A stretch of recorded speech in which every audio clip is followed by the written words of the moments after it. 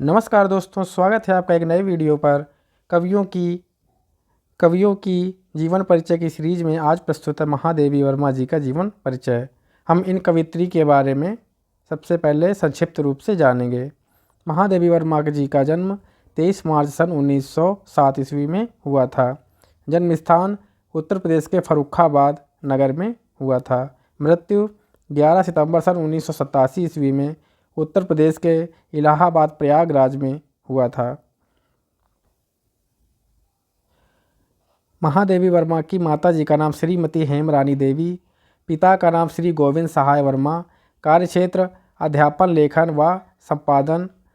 सम्मान मंगला प्रसाद पारितोषिक, भारत भारती पुरस्कार, पद्म भूषण पुरस्कार, पद्म विभूषण पुरस्कार तथा ज्ञानपीठ पुरस्कार। इनकी प्रमुख रचनाएं हैं काव्य संग्रह हैं निहार, रश्मि, नीरजा, सांदगीत, दीपशिखा, यामा, प्रथम आयाम, अग्निरेखा, संधिनी, परिक्रमा आदि। रेखा चित्र और संस्मरण हैं अतीत के चलचित्र, स्मृति की रेखाएं, मेरा परिवार, पथ के साथी, श्रृंखला की कड़ियाँ आदि। अनुदित है सप्तपर्णा, संपादन है चांद पत्रिका। महादेवी वर्मा जी का जीवन परिचय अब हम विस्तृत रूप से जानेंगे।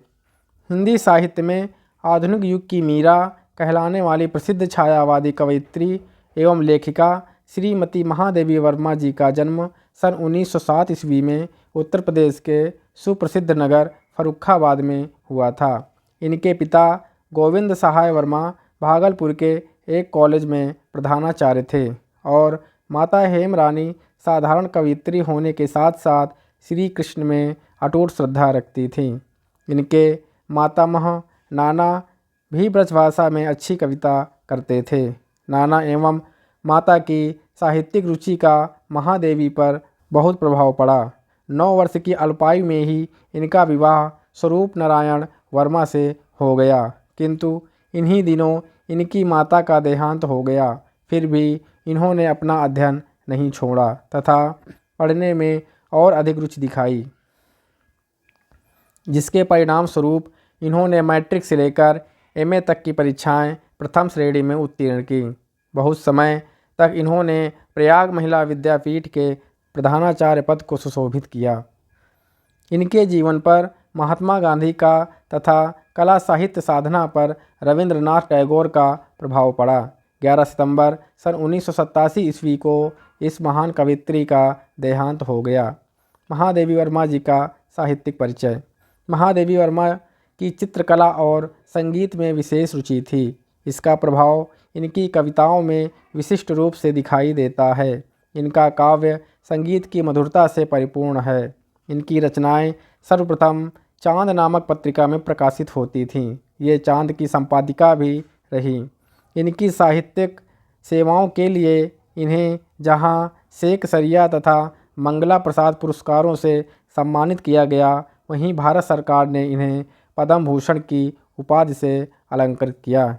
सन 1983 ईस्वी में इनके काव्य ग्रंथ यामा पर ज्ञानपीठ पुरस्कार और इसी वर्ष उत्तर प्रदेश सरकार ने इनको 1 लाख रुपए का भारत भारती पुरस्कार देकर इनकी प्रतिभा का सम्मान किया। अपने मधुर गीतों से जन जन की प्यास बुझाने वाली यह कवयित्री विलक्षण काव्य प्रतिभा से संपन्न थी। ये मैट्रिक की परीक्षा उत्तीर्ण करने के उपरांत ही निरंतर काव्य साधना में संलग्न रही और एक विरह वेदना की मर्मांतक भाव विभक्ति के कारण ये छायावादी युग की श्रेष्ठ कवयित्री थी।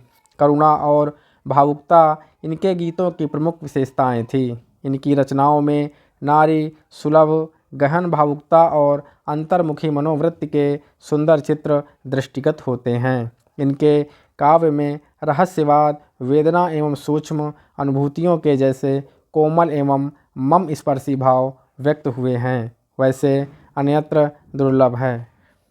निहार में इनके भावमय गीत संकलित हैं, जिनमें वेदना का स्वर मुखर हुआ है। रश्मि में आत्मा परमात्मा के मधुर संबंधों पर आधारित गीत संकलित हैं। नीरजा में प्रकृति चित्रण प्रधान गीत संकलित हैं, जिनमें सुख दुख की अनुभूतियों की अभिव्यक्ति हुई है।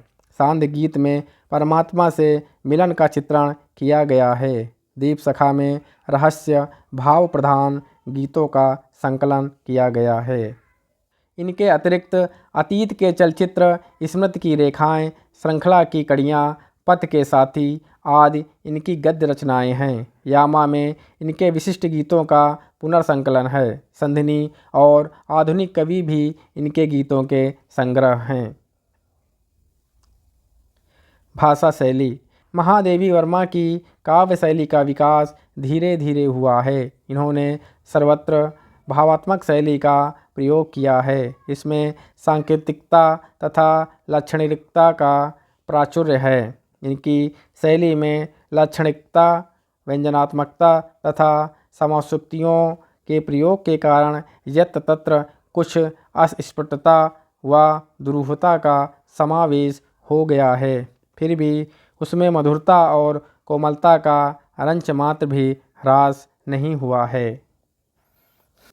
महादेवी वर्मा जी का हिंदी साहित्य में स्थान। महादेवी वर्मा जी ने अपनी उत्कृष्ट कविताओं से हिंदी साहित्य को जो गरिमा प्रदान की है वह अद्वितीय है। बुद्ध की करुणा, मीरा की वेदना, सूर का संगीत और छायावादी काव्य की सौंदर्य चेतना इनके काव्य में एक रूप हो गए हैं। आधुनिक काव्य के साज श्रृंगार में इन्होंने अविस्मरणीय योगदान दिया। पीर की गायिका के रूप में इनके काव्य का मूल्यांकन करते हुए कविवर सुमित्रा नंदन पंत ने कहा है, उनके काव्य का सर्वप्रथम तत्व वेदना, वेदना का आनंद, वेदना का सौंदर्य, वेदना के लिए आत्मसमर्पण है। वे तो वेदना के साम्राज्य की एक छत्र साम्राज्ञी हैं।